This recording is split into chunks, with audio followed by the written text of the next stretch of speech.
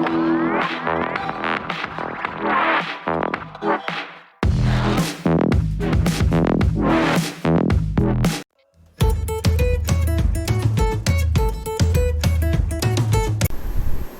வீடியோவில் மோர் குழம்பு எப்படி பண்ணுறதுன்னு பார்க்கலாம்.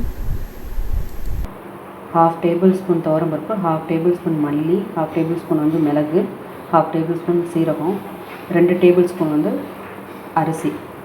இது எல்லாத்தையும் ஒன்றா எடுத்து ஊற வச்சுக்கணும். இது வந்து ஒரு 1/2 அன் ஹவருக்கு மேலே ஊற வச்சுட்டேன். அதோட சேர்த்து அரைக்கிறதுக்கு ஒரு துண்டு இஞ்சி, பச்சை மிளகாய் எடுத்திருக்கேன். தேங்காய் வந்து ஒரு 2 டேபிள் ஸ்பூன்லேருந்து 3 டேபிள் ஸ்பூன் போதும். ஒரு கப் அளவுக்கு தயிர் வந்து நல்லா புளிச்ச தயிர் வந்து நல்லா பீட் பண்ணி ஸ்மூத் பேஸ்ட்டாக எடுத்து வச்சுருக்கேன். அதே மாதிரி ஒரு கப் அளவுக்கு வெண்டைக்காய் வந்து கட் பண்ணி வச்சுருக்கேன். இதை வந்து தனியாக ஆயிலில் வந்து ஃபஸ்ட்டு ஃப்ரை பண்ணி எடுத்துருங்க. தனியாக ஃப்ரை பண்ணி எடுத்துகிட்டு அப்புறமா குழம்பு ரெடி பண்ண பிறகு அதில் வந்து ஆட் பண்ணிக்கணும். அதை வச்சுருக்கதையும் இஞ்சி, பச்சை மிளகாய் இந்த ஐட்டங்களையும் அரைச்சி எடுத்துகிட்டு வந்துடலாம்.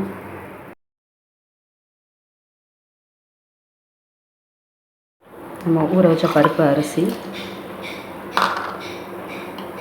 அது கூட ஒரு 3 க்ரீன் சில்லி, ஒரு துண்டு இஞ்சி, தேங்காய் 3 டேபிள் ஸ்பூன், இதெல்லாத்தையும் இப்போ நல்லா ஃபைன் பேஸ்ட்டாக அரைச்சி எடுத்துக்கலாம். ஒரு கப்பு தயிர் எடுத்துருக்கோம். அது ஒரு பாத்திரத்தில் மாற்றிக்கணும். நம்ம அரைச்சி வச்சுருக்க விழுது, அது கூட தேவையான அளவு தண்ணி சேர்த்து நல்லா ஒன்றா ரெண்டையும் மிக்ஸ் பண்ணிடணும். நம்ம ஃப்ரை பண்ணி வச்சுருக்க வெண்டைக்காய் அதை இதோடு ஆட் பண்ணிவிட்டு ஒரு டீஸ்பூன் மஞ்சள்தூள், இந்த குழம்புக்கு தேவையான உப்பு எல்லாம் மிக்ஸ் பண்ணியாச்சு. இப்போ அடுப்பில் வச்சு ஒரு 5 நிமிஷம் நல்லா கொதிக்க விடணும். கொதித்த பிறகு தாளித்து கொட்டிக்கலாம். குழம்பு தாளிக்கிறதுக்கு ஒரு 2 கரண்டி எண்ணெய் விட்டுட்டு, எண்ணெய் காஞ்சது ஒரு டீஸ்பூன் கடுகு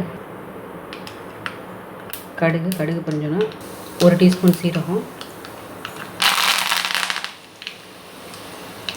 கருவேப்பிலை, காஞ்ச மிளகாய் 1, கொஞ்சமாக பெருங்காயத்தூள். ஸ்டவ்வை ஆஃப் பண்ணிவிட்டு ஒரு 1/2 டீஸ்பூன் மஞ்சள் தூள் சேர்த்துக்கோங்க. குழம்பு கொதிக்கும் போது நல்லா கொஞ்சம் சிம்மில் வச்சுக்கோங்க, இல்லைன்னா பொங்கி ஊற்றிடும் வெளியில். இப்போ நல்லா குழம்பு கொதிச்சிருச்சு 5 நிமிஷம்.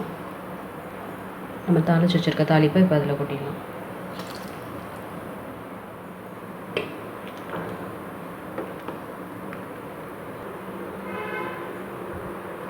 ரொம்ப சுவையான வெண்டைக்காய் மோர் குழம்பு வந்து ரெடி ஆகிடுச்சு.